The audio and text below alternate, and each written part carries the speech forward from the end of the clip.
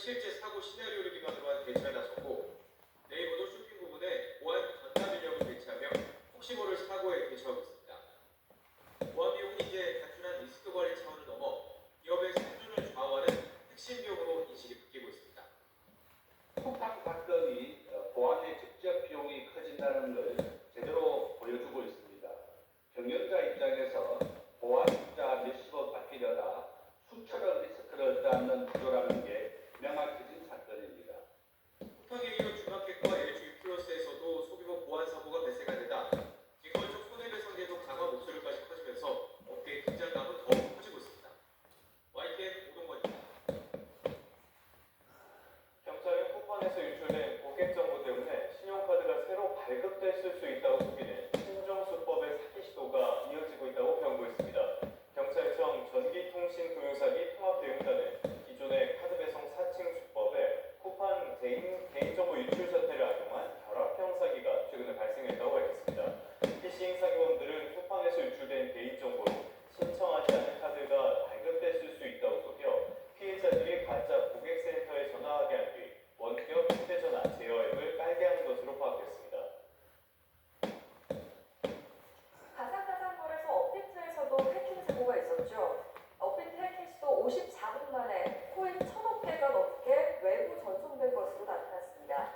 국회 정무위원회 소속 강민국 의원실이 금융감독원에서 제출받은 자료를 보면 이번 해킹 시도는 지난달 27일 오전 4시 42분부터 오전 5시 36분까지 54분 동안 이루어졌습니다. 1시간 끝이 안 되는 동안 알 수 없는 외부 지갑으로 전송된 가상자산 규모는 솔라나 계열 24종 코인 1,040억 6,470만여 개, 445억 원에 달했습니다. 다만 금감원의 해킹 사실을 처음 보고한 건 사고를 인지한 뒤 6시간이 넘게 지난 오전 10시 58분이었습니다. 업비트 운영사인 두나무와 네이버 파이낸셜 합병 행사가 끝난 뒤 관계기관 보고와 홈페이지 공지가 이루어지면서 신고를 의도적으로 미룬 게 아니냐는 의혹도 제기됐습니다. 이번엔 대통령실로 가보겠습니다. 대통령실은 새 정부 출범 6개월 선포한다면서 한미 안보협의의 핵심인 핵 추진 잠수함 건설을 위한 TF를 구성했다고 밝혔습니다. 대통령실은 이제 용산시대를 마무리하고 연말까지 청와대로 복귀를 완료하겠다는 계획도 발표했습니다.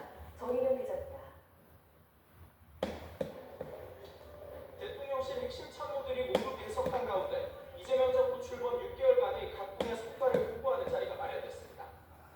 대통령실은 지난 6개월 내란으로 무너진 일상을 회복하고 다시 성장과 도약을 위한 출발선에 설 수 있게 된 시간이었다고 요약했습니다.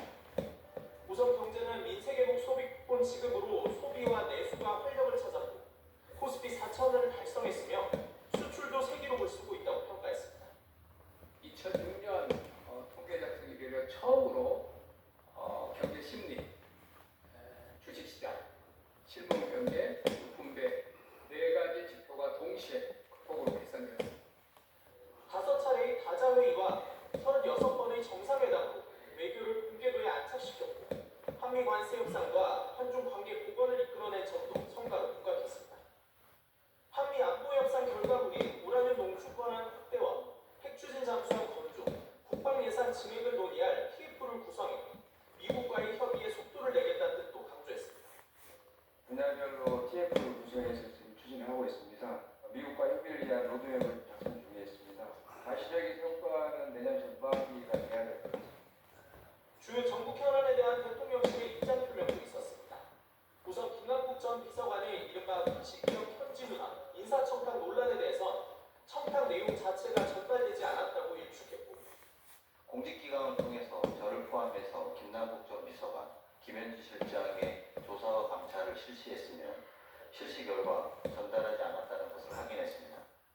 특별감찰관 임명을 두고 꼭 하겠다며 국회에서 서둘러 추천하면 더 투명한 대통령실 운영에 도움이 될 거라고 언급했습니다. 대통령실은 이제 용산시대를